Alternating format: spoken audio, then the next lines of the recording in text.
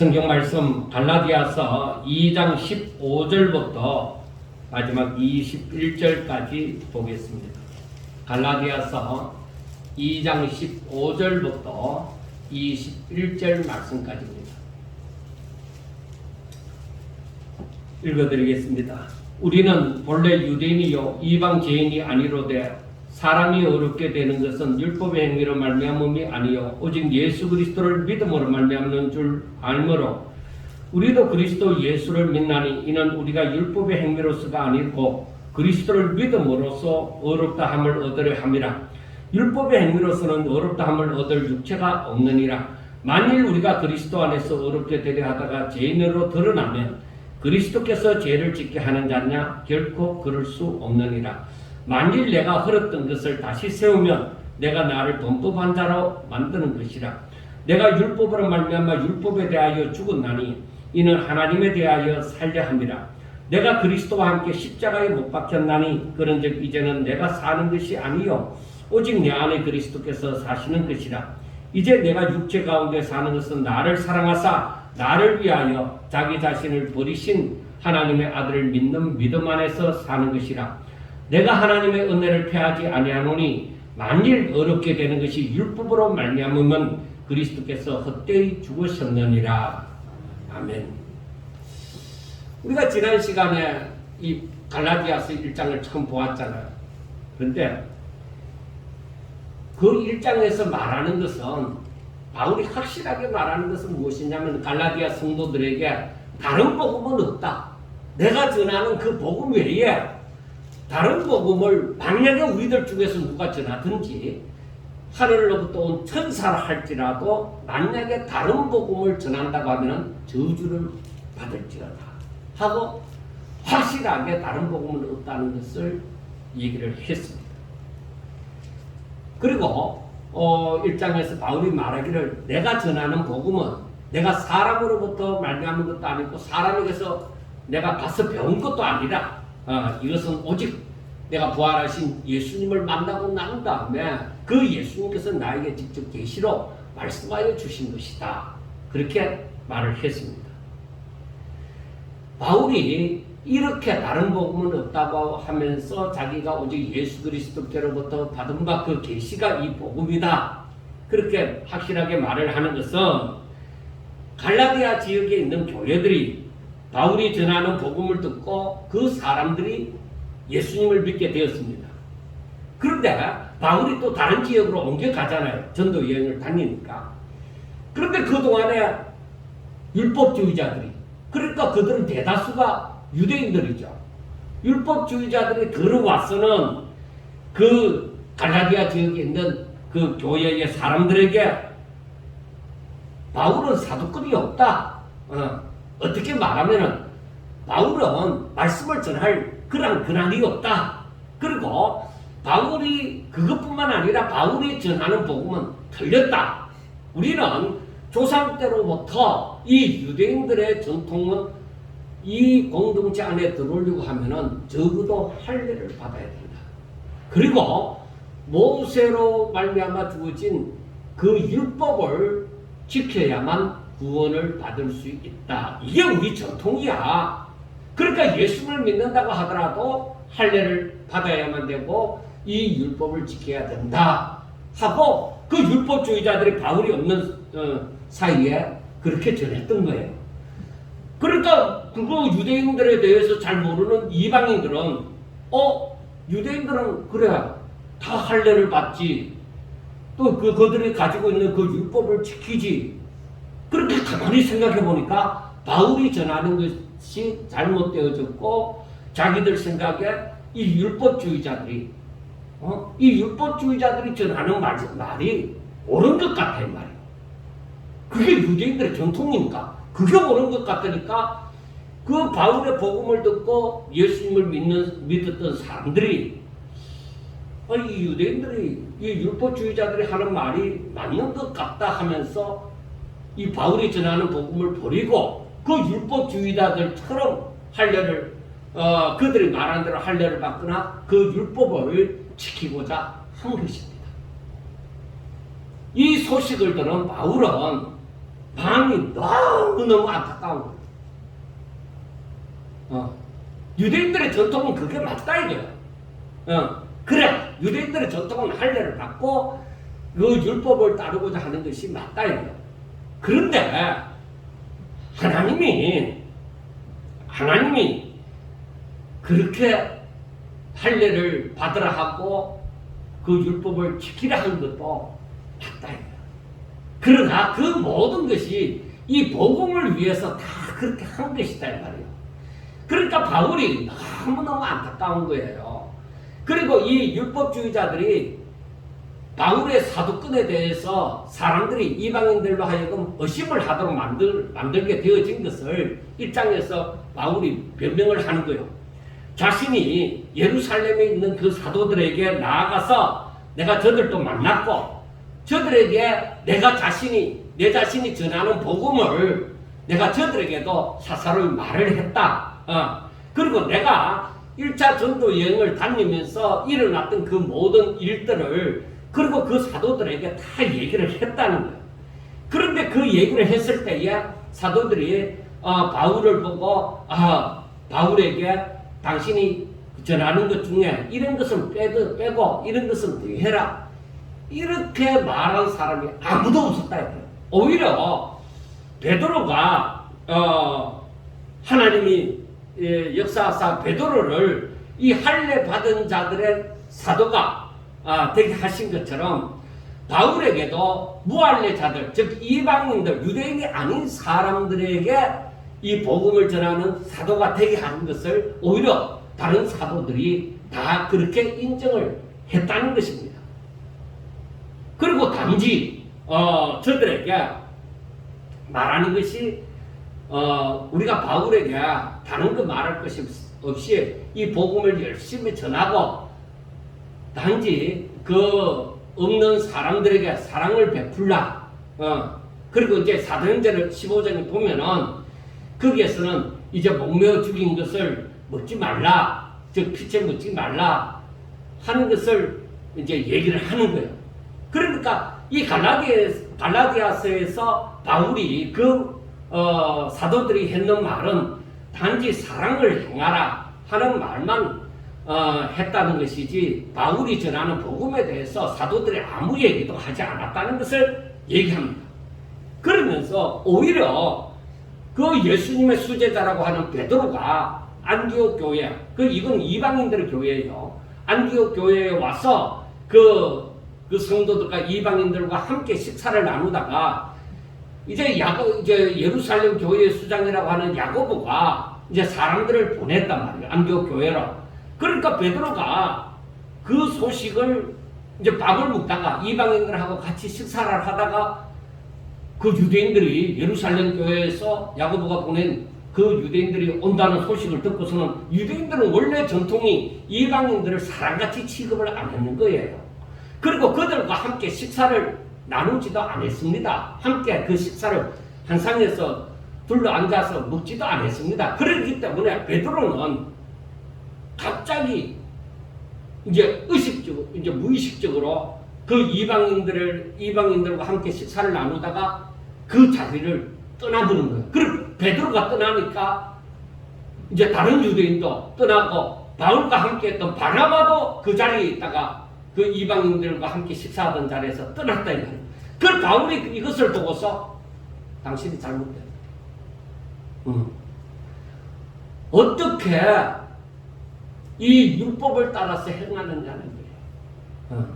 당신이 복음의 사도가 되어져서 어떻게 이렇게 다른 이방인들이 보는 가운데서 당신이 그렇게 하면은 그 예수님의 수제자라고 하는 베드로가 이렇게 식사를 하다가 다른 유대인들이 오니까 빨리 그 자리에서 피하는 것처럼 저렇게 살아야 되는 모양이다. 이런 율법을 지켜야 되는 모양이다. 그렇게 생각하지 않느냐는 거예요. 그래서 바울이 그 예수님의 수제자인 베드로를 향하여 책망을 한 것입니다. 왜 그 말을 했느냐? 베드로를 창피를 주기 위해서 그 말을 한 게 아니에요. 내가 전하는 복음이 틀리지 않았다는 겁니다. 그래 그것을 얘기해 주기 위해서 그 말까지 한 것입니다. 그리고 나서 이제 15절부터 보면은 이 바울 사도가 복음의 핵심을 이제 갈라디아 사람들에게 확실하게 얘기를 합니다. 그 16절에 보면은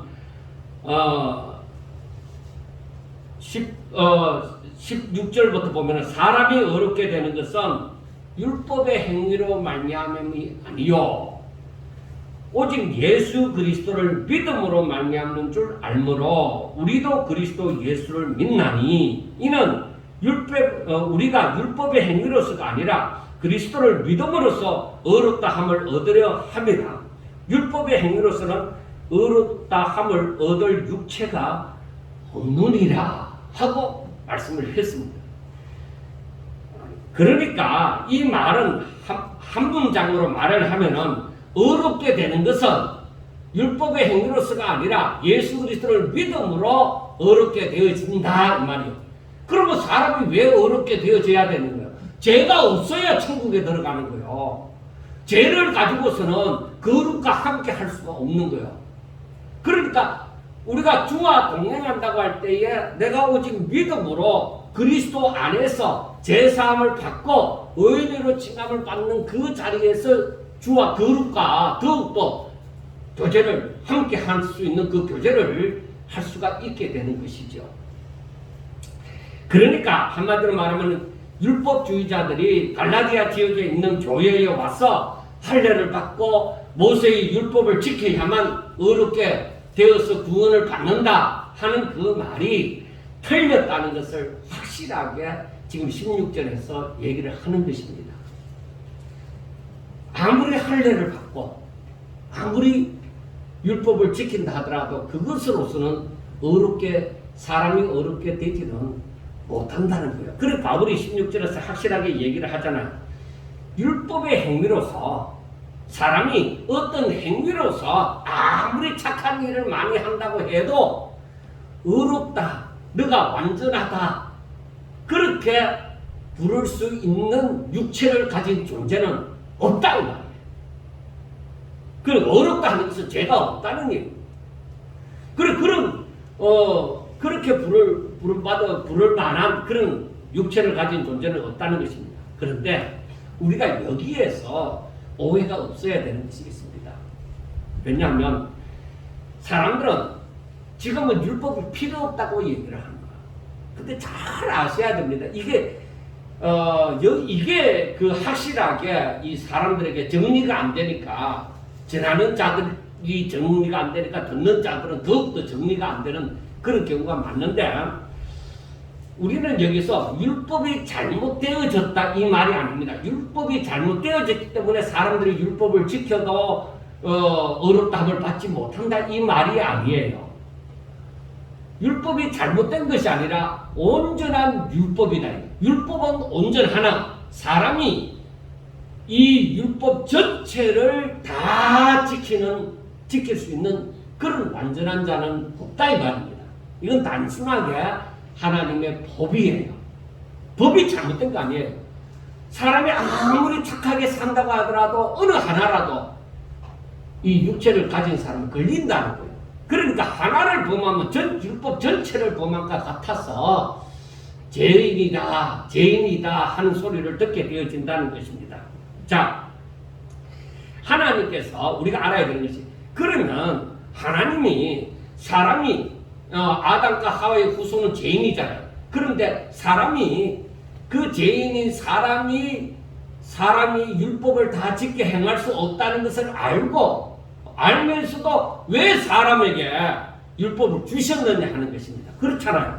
하나님이 왜 다 알면서 우리가 다 지키지 못할 것을 알면서 왜 이 법을 주셨느냐 하는 것입니다. 자, 여러분들 보세요. 우리가 로마서에서도 보긴 보았지만 그때는 잘 이해하지 못했다 하더라도 또다시 한번 보면은 로마서 3장 19절과 20절을 보면은 우리가 알거니와 무릇 율법이 말하는 것은 율법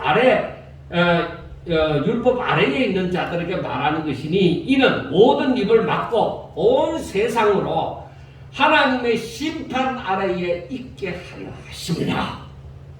그러니까 율법 아는 사람은 이 율법을 아니까 내가 죄인이구나. 그런데 율법을 알아가면 알아갈수록 더 뭐야? 야, 내가 이렇게도 많은 죄를 범했구나 하는 것을 알게 되어지는 거야. 그러니까 사람들 그 말씀에 보면은 20절에 그러므로 율법의 행위로 그의 앞에 의롭다 하심을 얻을 육체가 없나니 율법으로는 죄를 깨달음이니라 하고 말씀을 하는 거예요. 그래서 우리가 율법이 하나님께서 주신 법인데 내가 이 법을 알고 보니까 이 법을 하나님의 법을 받고 내가 이 법을 읽고 내가 이걸 알고 보니까 야, 내가 죄인이구나. 야, 내가 이 법을 다 지켜 행할 수가 없네. 아니, 율법을 알아가면 알아갈수록 이것도 내가 지은 범죄네. 그렇게 생각을 합니다. 그래서 아담과 하와의 모든 후손들이 모든 인류가 이 죄의 심판 아래에 있게 하기 위하여서 그 죄를 확실하게 하나님의 법이 어떠하다는 것을 완전하신 하나님의 법이 어떠하다는 것을 이제 보여주시고 이 법에 완전한 자, 다 지켜 행하는 자가 있는지 보라. 다 지키는 사람은 어렵다함을 받는데 다 지키는 사람이 있는가 보라. 없다. 그 자기 자신이 내가 죄인이구나 하는 것을 율법으로 말미암아 깨닫게 만들어주는 거예요. 그 율법의 구실이 바로 그거예요. 사람으로 하여금 자신이 내가 죄를 지었으므로 죄를 지은 죄인이므로 하나님의 심판 아래에 있게 되구나 하는 것을 알게 하기 위하여서 그 율법을 주신 것입니다. 그래서 로마서 7장 9절을 보면 이런 말씀을 해요. 바울이 전에 율법을 깨닫지 못했을 때는 내가 살았더니 계명이 이름에 죄는 살아나고 나는 죽었다. 그러니까 율법을 몰랐을 때는 법을 몰랐을 때는 이게 죄인 줄도 모르고 막 행한 거예요.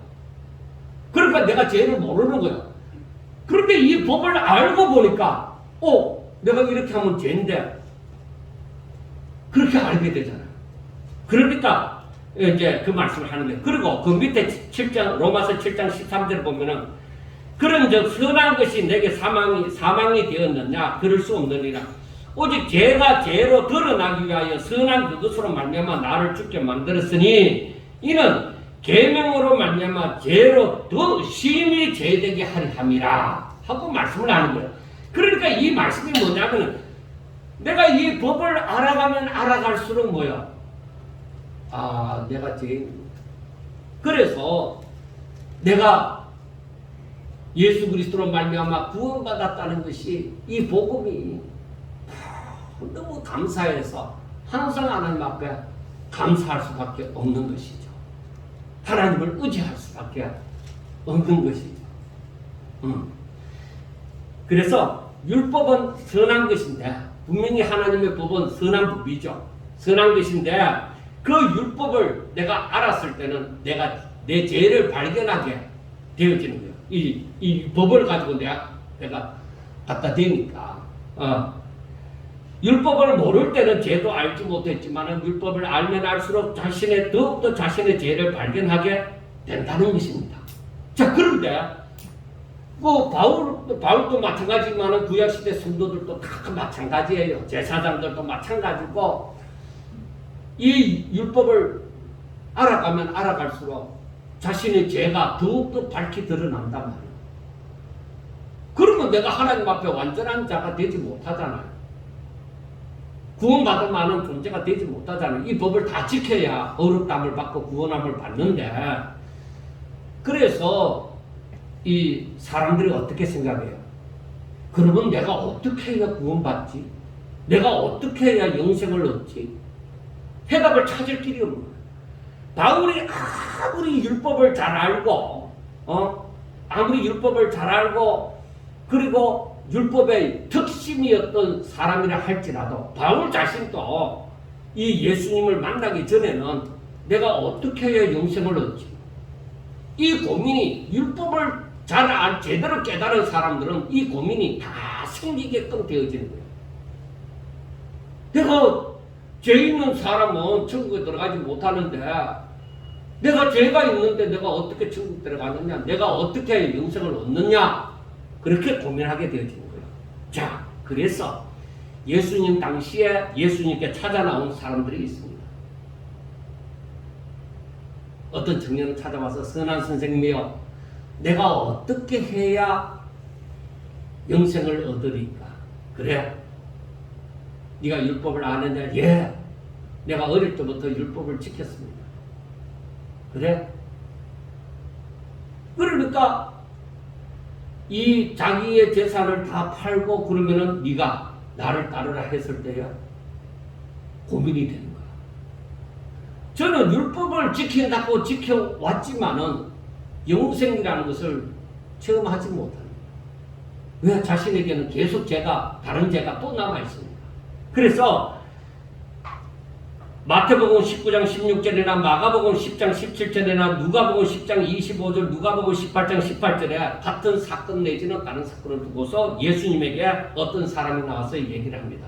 예수님, 내가 무슨 선한 일을 하여야 영생을 얻으리까? 그러니까 그 율법으로 말미암은 사람들은 내가 어떤 착한 일을 해야, 착한 일을 많이 해야 천국 들어간다고, 영생을 얻는다고 생각을 한 거예요.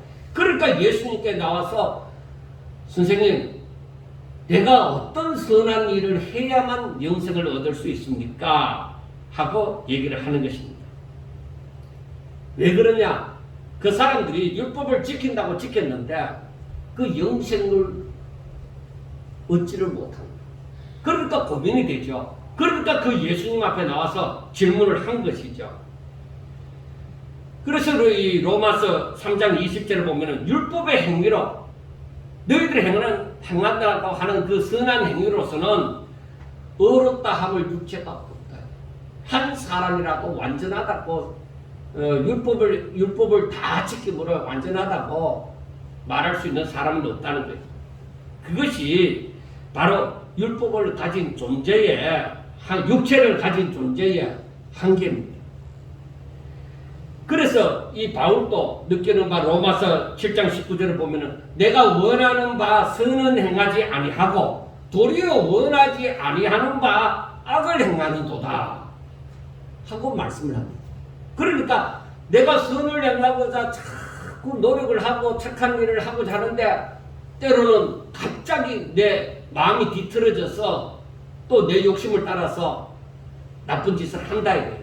그러니까 내 원하는 바 선은 행하지 아니하고 도리어 원하지 아니한 바 악을 행하는 도다 하고 바울도 말을 했습니다.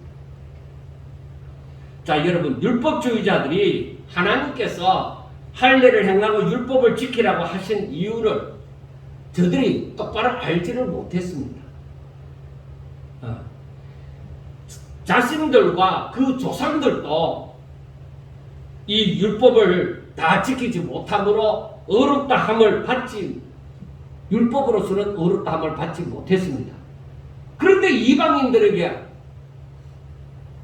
자기들도 그 율법을 지킴으로 의롭다함을 받지 못해놓고 이방인들에게도 너희도 할례를 받고 이 율법을 지키라고 그렇게 그 짐을 지우는 것은 옳지 않다는 것입니다.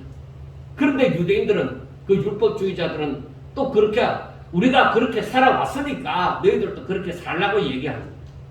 자, 그러므로 지난주에도 말씀을 했지만은 우리가 그냥 교회를 다니는 것, 이거는 쉽게도 할 수 있다고 생각합니다. 그것조차도 어렵지만 우선 그것까지는 쉽게 할 수 있다고 생각합니다. 그런데 교회를 다니지만은 하나님을 모르면은 특히 하나님의 뜻을 알지 못하면은 율법주의자들처럼 된다 이 말이에요. 교회만 다닌다고 하나님의 이름만 부른다고 그리고 기도를 하고 봉사활동을 많이 한다고 해서 구원받는 건 아니다. 하나님의 뜻을 깨닫지 못하면, 진정으로 깨닫지 못하면 율법주의자들과 같이 어떻게 되느냐? 주인공을 알지 못하고 주인공을 알지 못하고 엑스트라를 주인공인 줄로 안다는 것입니다. 그러니까 쉽게 얘기하면 예수님이 주인공인데 율법은 엑스트라 역할을 하는 거예요. 주인공을 드러내기 위해서 율법이 존재를 한 거예요. 그런데 사람들은 이 예수님을 보지 못하고 이 엑스트라, 이 율법만 가지고 자꾸 구원을 받으려고 했다는 것이죠.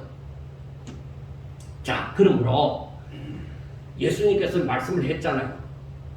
너희들이 영생을 얻는 줄 알고 성경을 상고하지만은 그 성경이 누구에 대해서 말하고자 하느냐 물었습니다. 왜 그러냐? 율법만 아는 사람들, 그냥 보여지는 것만 아는 사람들은 예수님을 발견할 수가 없어. 의식만 행하는 그냥 외식주의자들인 그런 사람들은 아무리 율법을 상고하고 지킨다고 하더라도 예수님을 발견할 수가 없어요. 예수님은 뭘 원했느냐? 그 율법을 지킨다고 하는 바리새인이나 서기관들을 향해서 너희들이 그 율법을 지키면서 나를 발견하지 못했느냐? 성경을 상고하면서 나를 발견하지 못했느냐? 왜? 사실 그 성경은 당시에는 구약 성경을 두고 말을 하죠. 그 성경은 나에 대해서 말합니다. 예수님에 대해서 말하고 있다는 것이죠. 그런데 저들이 메시아를 기다리라 하는 것은 알지만은 그 성경이 메시아에 대해서 말하고 있다는 것까지는 못 깨달아요. 그러니까 예수님을 찾지 않는 거죠. 그러니까 그 예수님이 바로 앞에 자기 눈앞에 보여줘도 그 은혜가 없는 거예요. 왜 없을까? 예수님이 바로 눈앞에 있는데 왜 이 은혜가 없을까? 그것은 성경을 읽어보면서 느끼는 것이 바로 무엇이냐? 깨닫는 것이 마음이 완고함으로 예수님이 바로 눈앞에 보여줘도 소경과 같이 보지 못하는 자와 같다는 거예요. 예수님이 말씀을 전하시는데, 복음을 진리를 전하시는데 저들이 그걸 들으면서도 귀머거리와 같이 듣지 않는 자와 같다는 거예요. 그러니까 저들이 성경을 봐도 모른다는 거예요. 여러분, 제가 왜 이 말씀들을 읽어가면서 전에 제가 말씀을 전하는 것보다 더 강하게 이 부분을 주장하느냐 하면은 때가 가까이 왔는데 자꾸 성경 보고 설교한다고 다 옳다고 생각하면 안 된다 이 말이에요. 마지막 때가 가면 갈수록 우리를 흐르게 만드는 그런 미혹자들의 영이, 시드기야와 400명의 선지자에게 거짓말을 하는 영이 들어가서 저들을 혼동케 만든 것처럼 그 거짓 영이 들어가면은 성경을 말하고 하나님을 말하고 기도를 하고 봉사를 하고 하더라도 하나님의 뜻을 제대로 깨닫지 못합니다. 저들에게 바른 길을 제시하지 못한다는 것입니다.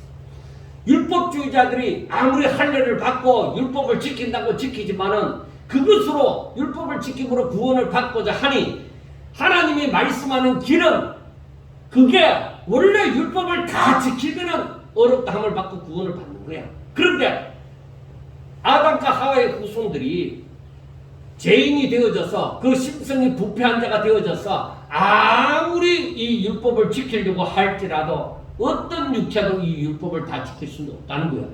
그래서 하나님께서 그 율법 가운데서 주신 것이 바로 뭐예요? 제사제도죠. 제사제도 가운데 번제를 드리고 속죄제를 드립니다. 모든 제사에 번제가 들어가지만은 속죄제를 드릴 때에 어린 양을 2마리의 양을 한 마리는 잡고 한 마리는 강야로 보내는데 그 어린 양에게 그 제물을 가지고 온 자를 대신하여 그 양에게 손을 얹어서 이 사람의 제물을 가지고 온 사람의 죄를 그 어린 양에 다 덮어 씌워서 그 양을 죽이는 거예요. 자, 그리고 혹시라도 죄를 짓고도 죄를 짓고도 그 죄를 깨닫지 못하거나 아니면은 의도적으로 이 속죄죄를 드리지 않은 사람이 있을 수 있다. 이스라엘 백성들 가운데서. 그래서 8월 15일에 대속죄일이 있어요.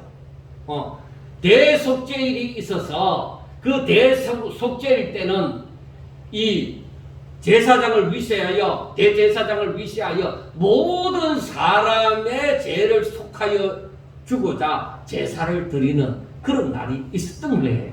왜? 모두가 지인이다. 그러므로 여기에서 모든 사람에게 어린 양을 대신할 존재가 필요하다는 것을 깨닫게 되어지는 거예요. 자기들이 어린 양을 자기의 죄를 다 덮어 씌워서 안수하여서 그를 죽이잖아요.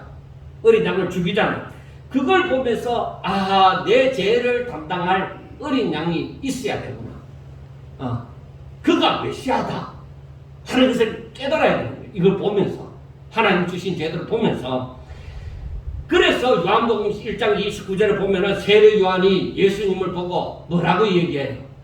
세상 죄를 지고 가는 하나님의 어린 양이로다 하는 거예요. 그러니까 세례 요한의 눈이 열려진 거죠. 아브라함도 예수님의 때를 바라보고 즐거워하고 이 예수님을 구약시대에 있는 사람들 가운데서 예수님을 바라본 자들은 그 눈이 열려진 거죠. 바로 우리 죄를 대신할 그 예수님을 깨닫게 되어지는 것이죠.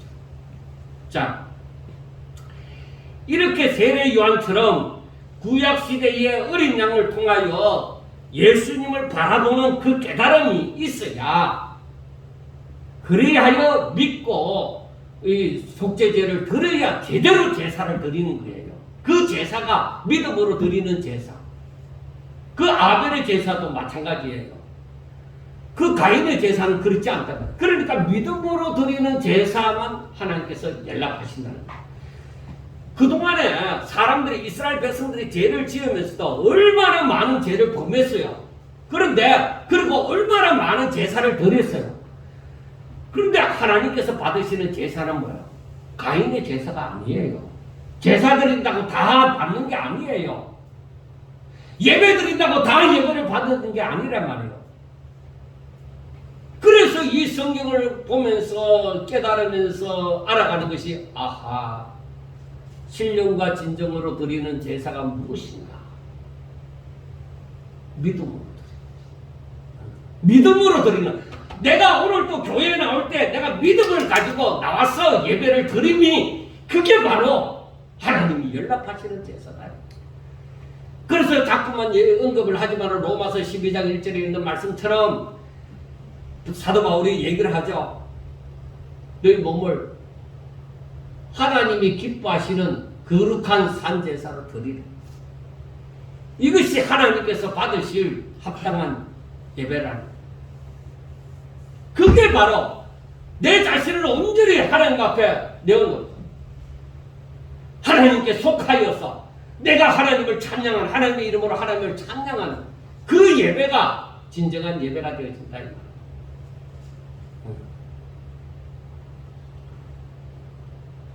자, 우리가 알아야 되는 것은 하나님께서 우리에게 주시고자 하는 것은 아담과 하와가 죄 지은 것을 아시고 저들을 죄인이라고 하잖아요. 그 후손도 다 죄인이 되어졌다. 그래서 하나님께서 우리에게 주시고자 하는 것은 할례를 받으라 할 때나 율법을 지키라 할 때나 항상 하나님께서 우리에게 주시고자 하는 것은 제사함을 받는 것이요, 어렵다함을 받는 것이요, 구원받는 것이요, 또 영생을 얻는 것이다 이 말이에요. 그게 같은 말이에요. 결국에는. 자, 그래서 우리가 구약 성경을 보나 신약 성경을 보나 오늘날 저 말씀을 전하는 자들의 설교를 들으나 그 가운데서 예수를 발견해야 된다는 거예요. 그래서 복음이 뭐냐? 예수님을 아는 것이죠. 예수님에 대해서 말하는, 예수님에 대해서 말하는. 그 예수님을 알아야 돼요. 그래서 얼마 전에 돌아가신 조영규 목사님이 한창 활동을 하시고 늦게 후기 목회에 있어서 그분이 우리 교단에 있는 그 조직신학 교수님을 모시고 갔어요. 자기 신학교야, 순복음 신학교야 모시고 가는데 그 이유가 왜 그러냐? 조용규 목사님이 전하는 그 설교에 예수님이 없다는 거야. 그럼 우리가 이해를 할 수가 없는 거야. 왜 그 목사님이 전하는 설교에 왜 예수님이 없지? 그가 전하는 것은 바로 이 긍정적인 신학과 오직 사람들이 복받는 거예요. 그래서 거의 기복주의에 다 해당이 된다고 말을 한 거예요. 그래서 우리 신학교가 이래서는 안 되겠다. 그래서 이 합동측에 있는 그 이제 연세 많으신 그 조직신학 교수, 우리 교단에서도 유명한 그분을 모시고 가서 그 교단에 이제 조직신학 교수로 세웠던 거예요. 자, 제가 말씀을 드리고자 하는 것은 조영규 목사님에 대해서 어떤 얘기를 하고자 하는 게 아니에요. 중요한 것은 무엇이냐? 우리가 무엇을 말하든지 주로 말미암지 않으면 그건 복음 아니에요. 예수를 말미암지 않으면 그건 복음이 아니에요. 아무리 기도해갖고 병자를 고치고 아무리 많은 이적을 행하고 아무리 예언 기도를 잘한다 하더라도 예수님을 말하지 않으면 주로부터 말미암지 않으면 그건 복음이 아니다. 그게 중요한 것입니다. 자, 예수님이 하나님의 독생자로 하나님의 뜻으로 육신을 입고 이 땅에 오사 사람들의 죄를 대신 짊어지시고 죄의 사긴 사망을 담당하게 되신 것입니다. 우리가 지식으로서 얼마든지 알고 있습니다. 자, 여기서 우리가 알아야 될 것이 있습니다. 만약에 예수님이 우리의 죄를 담당하사 십자가에 못 박혀 죽으시고 다시 살아나지 않으셨다면 어떻게 되겠느냐? 고린도서에 말씀하는 것처럼 이 부활장에 보면은 사도 바울이 만약에 우리에게 부활이 없다면은 우리의 믿음도 헛것이다고 얘기했잖아요. 그런데 예수님이 오셔서 부활하지 않으시고 그냥 우리의 죄를 담당하사 십자가에 못 박혀 죽으셨다면 어떻게 되느냐? 우리들에게 영생은 없는 것이죠. 우리가 일단 예수님은 우리가 지금까지 지은 죄를 다 짊어지시고 십자가 못 박혀 죽었다. 그런데 다시 사는 일이 없으면 우리는 살다가 또 죄를 범하고 또 그 때문에 또 죽는 거예요. 우리 소망이 없어요. 그래서 십자가가 있으면 부활이 있는 거예요. 우리가 잘 아셔야 돼요. 이건 우리들에게 너무나도 중요한 일이에요. 십자가가 있으면 부활이 있는 거예요. 내가 주를 주 안에서 죽는 일이 있으면 주와 함께 사는 일이 일어나는 거예요. 내가 아무리 고난을 받고 아무리 연단을 받고 내가 핍박을 받고 하더라도 내가 주의 이름으로 받았으면 분명히 주의 이름으로 살아나는 역사가 있다 이 말이요. 그러니까 우리가 소망을 가지고 기대를 가지고 살아갈 이유가 있죠. 내가 예수님을 위하여서 즉 주의 이름으로 내가 핍박을 받고 내가 주의 이름으로 사는데 내가 세상으로부터 여러 가지 어려움을 예수 때문에 내가 주의를 지키고 내가 주님 앞에 열심히 살려고 하다 보니까 어려움을 당한다면 분명히 거기에는 부활의 능력이 따라오는 것이다. 믿습니까? 십자가 없는 부활도 없고 부활이 없는 십자가는 복음이 아닙니다. 그래서 우리는 이 복음을 확실하게 깨달으면 뭐예요? 내가 주의 이름으로 고난을 받은 적 나에게 소망이 있다. 내가 만약에 예수 이름 때문에 만약에 순교를 당하고 예수 이름 때문에 핍박을 당하고 예수 이름으로 내가 손가락질 당했다면은 다음에 소망이 따라오리라 하는 기대를 가질 수가 있잖아요. 왜? 하나님은 그 열매를 분명히 부활의 열매를 맺으신다는 것이죠. 자, 하나님께서 우리들에게 분명히 영생을 주시고자 하시는 거예요.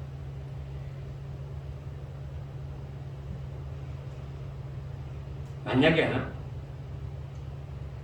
예수님은 사람들의 죄를 짊어지시고 십자가에 못 박히심으로 온전히 죽으셨는데 하나님이 능력으로 예수님을 죽은 자 가운데서 살리신 거예요. 자, 우리가 이 의미를 또 한번 잠시만이라도 깨달아 봅시다. 나는 나를 부인하고 내 십자가를 짊어짐으로 주 안에서 내가 죽었다는 거야.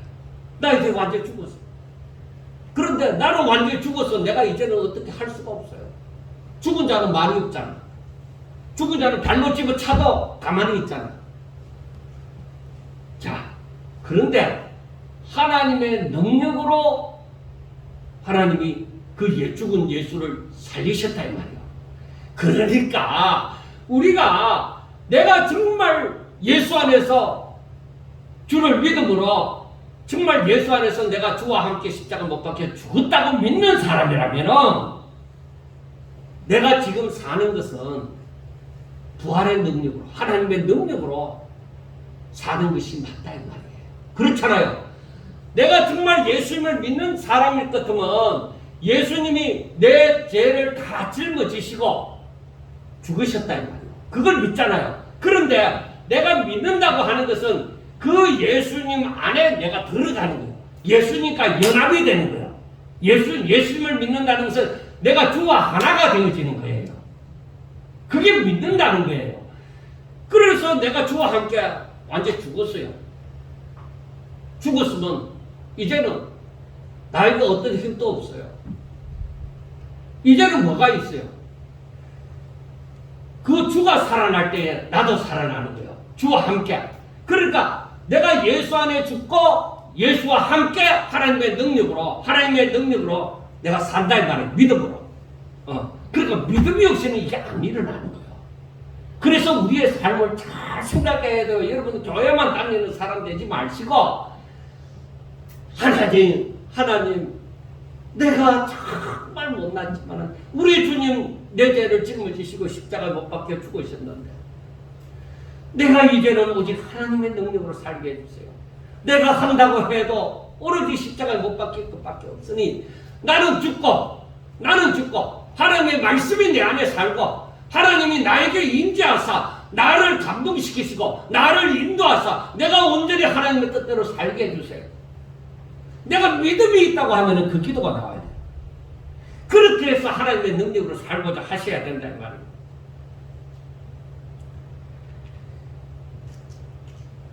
예수님은 사람들의 죄를 짊어지시고 십자가에 못 박히심으로 온전히 죽으셨지만 하나님의 능력으로 예수님을 죽은 자 가운데서 다시 살리신 거예요.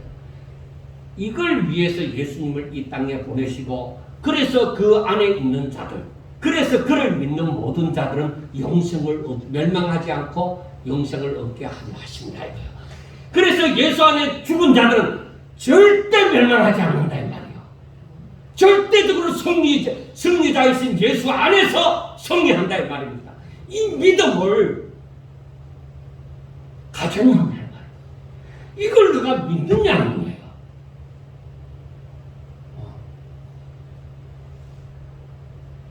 예수님께서 마르다에게 말씀을 하세요. 죽은 자가 다시 살 줄을 너가 믿느냐는 거예요. 네 믿음대로 될지어다. 내가 교회로 다니는데 예수님을 믿는데 예수님이 십자가에 못 박혀 죽으시고 다시 부활하셨다는 것은 내가 믿고 고난주간도 지키고 부활줄도 지킨다 이 말이에요. 그런데 내가 그 안에서 죽고 내가 주와 함께 다시 살았다는 것은 안 믿는 거예요. 나는 부족해. 나는 안 돼. 그저 예수님이 한번 나를 불러주시고 나를 한번 안아주시면 되지. 내가 그 사랑을 바라는 것이지 나는 안 돼. 나는 못 돼. 그래서 사람들이 또 착한 일을 하려고 하는 거예요. 그게 전부 잘못돼요. 그게 전부 착각이에요. 믿는다는 것은 예수와의 연합이에요. 그러므로 누구든지 저를 믿으면 즉 저와 연합하면 예수님과 함께 십자가에 못 박혀 죽고 예수님과 함께 하나님의 능력으로 다시 살게 되는 것이단 말이에요. 그래서 여기서 꼭 알아야 되는 것은 예수님이 십자가에 못 박혀 죽으실 때에 어떤 신학자들은 이렇게 얘기해요. 많은 사람들이 잘못 생각하고 있는 것이 예수님의 신성과 인성이 십자가에서 함께 죽었다. 그때 예수님은 온전히 죽었다. 그렇게 말하는 사람들이 있습니다. 여러분, 거기에서 신이신 제2위 하나님이신 예수님이 죽었다 하면 이 신학이 완전히 엉망이 되는 거예요. 자기 인간의 생각에 자꾸 그렇게 생각을 하는 거예요. 자, 여러분들 보세요. 아담과 하와가 죄를 지었어요. 그리고 하나님께서는 너희들이 그 선악과 따먹으면 정녕 죽으리라고 얘기했어요. 반드시 죽으리라고 말씀하셨어요. 그런데 사탄은 안 죽어. 너희들 그 선악과 따먹어도 안 죽어. 살 거야. 너 선악과 따먹으면 눈이 밝아져서 너희들이 하나님과 같이 될까봐 그런 거야. 그렇게 얘기를 하는 거예요. 자, 그런데 우리가 말하는 살고 죽음이 성경이 말하는 살고 죽음하고는 다르다. 사탄이 말하는 것처럼 우리는 살았다 죽었다 하는 것은 우리 육체가 살았느냐 죽었느냐 흙으로 돌아가는 게 죽음이냐 하는 것인데, 하나님께서 너가 반드시 죽으리라고 하는 것은 하나님을 아는, 하나님과 교제하는 그 영이, 그 교제가 단절되어졌다는 거예요. 그 영이 죽었다는 거예요. 천국에 들어갈 수 있는 그 영이 죽었다는 거예요. 그러면은 우리가 예수 그리스도를 믿는다는 것은 생명을 얻어 하나님께로서 우리가 생명을 얻어 하나님의 자녀가 되어지는 거예요. 그 생명을 쓰면 하나님의 자녀라고 얘기하지 않아요. 아무리 교회를 다녀도. 그래서 내가 예수 그리스도로 말미암아 그 생명이 내 가운데 들어갔을 때에 내가 다시 살았다고 얘기합니다. 그것은 바로 그 생명이신, 길과 진리요 생명이신 그 생명이신 그 예수님이 내 안에 들어왔다는 거예요. 나는 내 죄로 말미암아 죽었는데 그 부활하신 주의 생명이 내가 그리스도와 연합됨으로 그 생명이 내 안에 들어왔다는 거예요. 그래서 내가 살았다고 얘기를 하는 거예요. 그래서 나는 마지막 때에 아무리 핍박을 받고 순교를 당한다고 할지라도 저들이 내 육체는 핍박하고 내 육체는 죽일는지 모르지만 내 영은, 하나님이 주신 영은 건들 수가 없다. 그래서 천국에 들어간다고 얘기하는 거예요. 이것이 조금 이해가 되어졌으면 합니다. 자, 현재 예수님을 믿는 자들에게도 하나님이 주신 생명이 있습니다. 그 생명 때문에 하나님의 자녀라고 부르는 것이죠. 하나님이 생명을 주셨습니다. 이 생명은 육신이 죽음을 입을 때에도, 내가 죽을 때에도 이 생명은, 이 영혼은 살아있습니다. 이 영생을 얻었는데 그 영생이 내가 육신이 죽을 때 죽는 게 아니다. 여러분, 우리가 지금은 하나님을 믿는다고 하는 것은 오직 예수 그리스도의 연합을 얘기하는 거예요. 그래서 로마서 14장 8절에 보면은 우리가 그 노래 복음성가도 있잖아요. 사나 죽으나 하는 그것도 있잖아요. 그런데 이 로마서 14장 8절에 보면은 우리가 살아도 주를 위하여 살고 죽어도 주를 위하여 죽나니 그러므로 사나 죽으나 우리가 주의 것이다. 주님은 죽지 않아. 내가 가지고 있는 생명, 그 생명은 주의 것이다. 그렇기 때문에 죽지 않는다 말이에요. 고린도전서 10장 31절과 골로새서 3장 17절을 보면은 비슷한 말씀을 하는데, 그런즉 너희가 먹든지 마시든지 무엇을 하든지 다 하나님의 영광을 위해서 해라.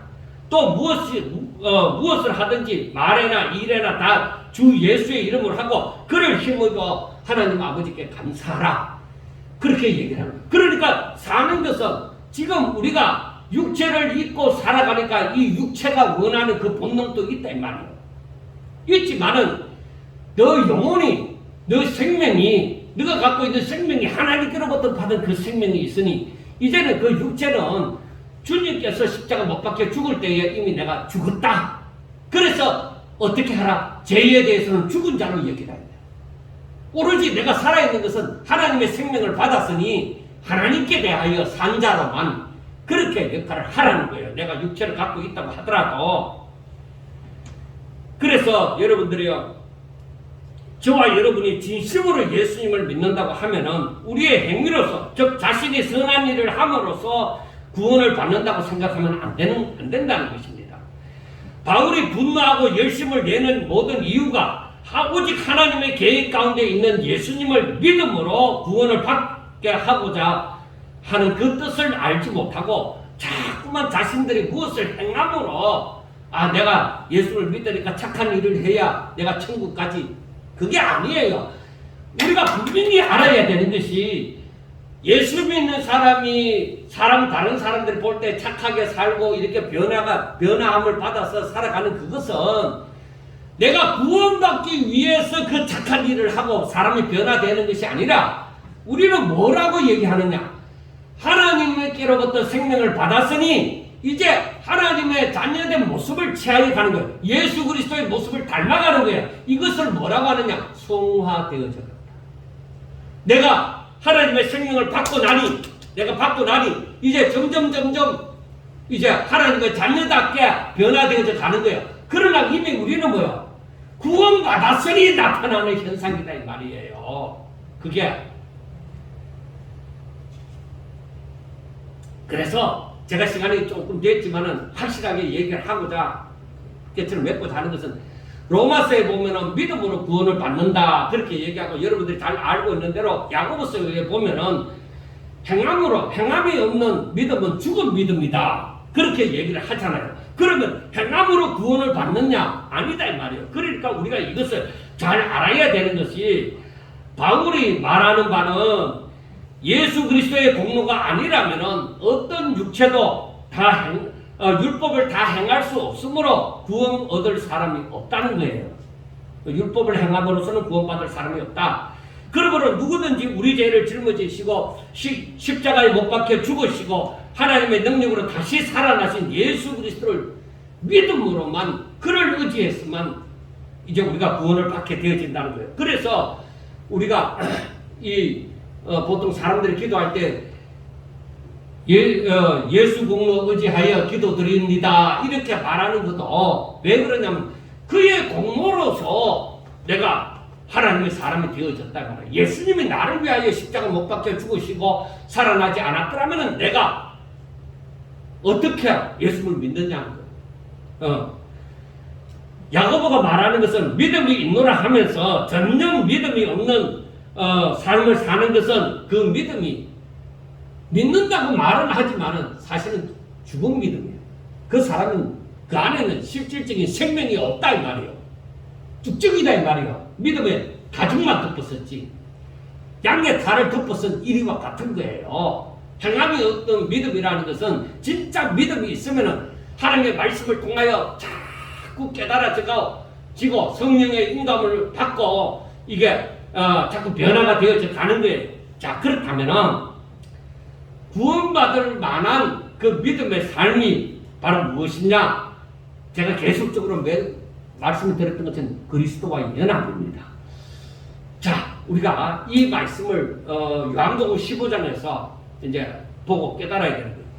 너희는 내가 일러준 말로 이미 깨끗해졌으니 내 안에 거하라. 나도 너희 안에 거하리라. 가지가 포도나무에 붙어있지 아니하면 스스로 열매를 맺을 수 없음같이 너희도 내 안에 있지 아니하면 그러하리라. 나는 포도나무요 너희는 가지라. 그가 내 안에 내가 그 안에 거하면 사람이 열매를 많이 맺나니 나를 떠나서는 너희가 아무것도 할 수 없습니다. 사람이 내 안에 거하지 아니하면 가지처럼 밖에 버려져 마르나니 사람들이 그것을 모아다가 불에 던져 살았느니라. 너희가 내 안에 거하고 내 말이 너희 안에 거하면 무엇이든지 원하는 대로 구하라. 그리하면 이루리라. 너희가 열매를 많이 맺으면 내 아버지께서 영광을 받으실 것이요 너희는 내 제자가 되리라. 그게 결국 이 요한복음 15장에서 말하는 것은 연합입니다. 너희가 내 안에 거하고 즉 우리가 예수 그리스도 안에 거하고 그 하나님의 말씀의 통치를 받으면 무엇이든지 원하는 대로 구하라는 거예요.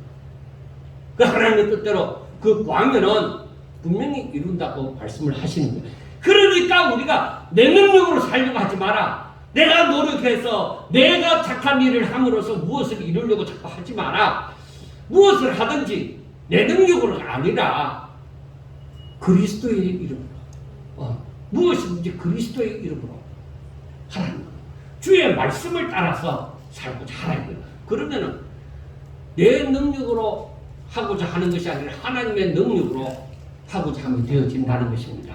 자, 이 말씀을 잘 이해하면은 바울이 말하는 바 믿음으로 구원받는다는 말과 야고보가 말하는 행함이 없는 믿음은 죽은 믿음이라는 것을 이제 무엇이라는 것을 알 수가 있는 거예요. 그래서 예수를 믿는다고 하면서 주의 말씀을 따르지 않는 자들은 뭐예요? 내가 노력하다가 막 열심히 하나님께로 달려가는데 내가 달려가다가 돌부리에 걸려서도 넘어질 수 있고 너무 발걸음을 빨리 뛰다 보니까 발이 어긋나서 넘어질 수도 있다 이거야. 그러나 내가 열심히 달려가는 것은 뭐예요? 주를 향해서 달려가는 거예요. 그러니까 넘어지는 사람은 야, 니 잘못됐어 이게 아니라 그 달려가는 사람은 산자예요. 하나님을 향하여. 그래서 우리가 말씀대로 살고자 힘쓰고 애쓰는 것은 뭐예요? 복이 있는 자고 은혜를 받은 자예요. 성령이 그 가운데 있는 자예요. 그러나 내가 예수 믿는다고 하면서 나 하나님 믿어 하면서 하나님께로 전혀 달려감이 없다. 그건 믿는 게 아니라는 거예요. 그건 죽은 믿음과 같다는 거예요. 자, 그래서 우리가 이 믿음의 삶을 말하고자 한다면 믿음으로 살고자 한다면 믿음의 자세가 틀려야 되는데 우리가 로마서에 있는 말씀을 봅니다. 로마서 6장 10절부터 16절에 있는 말씀을 보면은 그가 죽으시면 죄에 대하여 단번에 죽으시며 그가 살아계시면 하나님께 대하여 살아계심이니 이와 같이 너희도 너희 자신을 죄에 대해서는 죽은 자요 그리스도 예수 안에서 하나님께 대하여 살아있는 자로 여길지어다. 그러므로 너희는 죄가 너희 죽은 몸을 지배하지 못하게 하여 몸의 사육에 순종하지 말고 또한 너희 지체를 불의의 무기로 죄에게 내주지 말고 오직 너희 자신을 죽은 자 가운데서 다시 살아난 자같이 하나님께 드리며 너희 지체를 의의 무기로 하나님께 드리라. 죄가 너희를 주장하지 못하리니 이는 너희가 법 아래 있지 아니하고 은혜 아래 있습니다. 그런즉 어찌하리요? 우리가 법 아래 있지 아니하고 은혜 아래 있으니 죄를 지으리요? 그럴 수 없느니라. 너희 자신을 종으로 내주어 누구에게 순종하든지 그 순종을 받는 자의 종이 되는 줄을 너희가 알지 못하느냐? 혹은 죄의 종으로 사망에 이르고 혹은 순종의 종으로 의에 이르느니라 하는 법칙입니다. 자, 그래서 내 삶을 내 욕심을 따라 사단의 미혹을 따라서 내 삶을 거기에 맞게 살아갈 거냐? 내 삶을 내 육신의 소욕이 어떠하고 내가 뭘 육신적으로 어떻게 만족을 얻고자 하는 그런 마음이 있다고 하더라도 제1항 것에 대해서는 내가 죽은 자로 여기고 오직 하나님의 말씀에 대해서 그 말씀을 듣고 내가 따르고 그 말씀을 듣고 내가 가다가 넘어지더라도 또 가고 하는 그 삶을 살 거냐? 어떻게 사느냐에 따라서 하나는 멸망이고 하나는 바로 영생이다 이 말이야. 이게 바로 예수 믿는 자의 삶이라는 거예요. 이게 일어나야 되지. 그냥 교회만 다닌다고 하는 것은 믿음이 살아있다고 얘기를 할 수가 없어요. 함부로. 자, 그러므로 항상 꼭 기억하세요. 죄에 대해서는 죽은 자고 하나님께 대하여 산 자. 내가 죄에 대해서는 들어도 한쪽으로 듣고 한쪽으로 흘러버려요. 그리고 하나님의 말씀에 대해서는 새기고 또 새기고 새기고 또 새기고 그 말씀대로 살려고 하라 이 말입니다. 그래서 오늘 본문에서 갈라디아서 2장 19절에서 21절에 바울이 그 자기가 말했던 말을 이제 결론적으로 얘기해요. 내가 율법으로 말미암아 율법에 대하여서는 죽었나니 이는 하나님께 대하여 살려 함이라. 내가 그리스도와 함께 십자가에 못 박혔나니 그런즉 이제는 내가 사는 것이 아니요 오직 내 안에 그리스도께서 사시는 것이라. 이제 내가 육체 가운데 사는 것은 나를 사랑하사 나를 위하여 자기를 버리신 하나님의 아들을 믿는 믿음 안에서 사는 것이라. 내가 하나님의 은혜를 패하지 아니하노니 만일 어렵게 되는 것이 율법으로 말미암으면 그리스도께서 헛되이 죽으셨느니라. 그러니까 내가 죄에 대해서는 죽고 이제 내 안에 예수님이 사시니까 주와 함께 죽고 이제 내 안에 예수님이 사시니까 이제는 내가 믿음으로 살아가야 돼요. 여러분 믿음이 뭔지 알잖아요. 보이지 않는 것을 보는 것 같이 잡히지 않은 것을 잡은 것과 같이 얘기하는 거예요. 하나님의 말씀이며 그 약속의 말씀을 부여잡고 내가 살아가는 거예요. 그래서 이제 3장에 들어가면 이 부분에 대해서 더 깊이 나오지만 사랑하는 여러분, 우리가 아담의 후손이기 때문에 부패한 속성이 우리 가운데 있습니다. 내가 어찌 욕심이 완전히 이제는 욕심 없다 이렇게 말할 수가 있겠습니까? 물론 혹가다 그렇게 말하는 사람도 있지만은 그러나 진심은 아닐 거예요. 욕심이 있다고 하더라도 내가 그 욕심에 대해서 내가 반응하지 아니하고 어떻게 하든 내가 하나님 뜻대로 살아야지. 내가 조금 손해를 보더라도 하나님 보시기에 기쁘신 뜻대로 살아야지. 하나님의 뜻대로 살아야지. 그 마음 가지고 예수님이 내 안에서 마음껏 역사하실 수 있도록 하나님 내가 하나님께서 역사하시기에 합당한 도구가 되게 해주세요. 하나님의 뜻이 이루어지는 그러한 도구가 되게 해주세요. 나는 부족하고 못났지만 나는 가진 것도 없고 나는 배운 것도 없고 나는 내 육신도 옳지 못하지만 하나님 나같이 못나고 부족하고 이 버려진 쓰레기와 같은 이런 미물과 같은 존재라도 하나님 내가 하나님을 믿습니다. 하나님께서는 무엇이든지 하실 수 있는 줄로 믿습니다. 내가 하나님 앞에 기도합니다. 하나님 내 남은 여생 오직 하나님 뜻대로 사용되게 해주세요.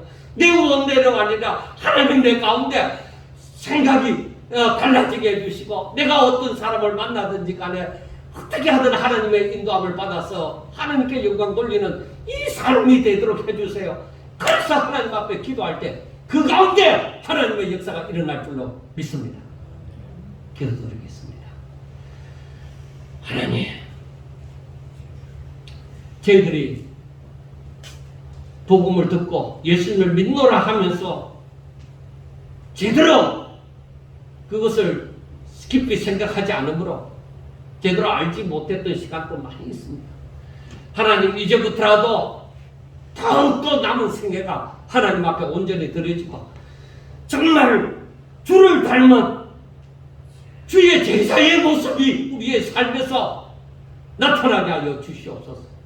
하나님의 뜻이 저희들과 같이 못나고 부족하지만은 그러나 하나님의 뜻이 그 가운데서 이루어지는 그 영광을 맛볼 수 있도록 주여 축복하옵소서. 그리하여 더욱더 믿음을 가지고 하나님께 소망을 두고 오직 하나님의 말씀을 순종하는 저희들 되게 해주시고 오직 하나님 보시기에 기뻐하시는 종들이 다 되게 하옵소서. 예수님 이름으로 감사하며 기도드리옵나이다. 아멘.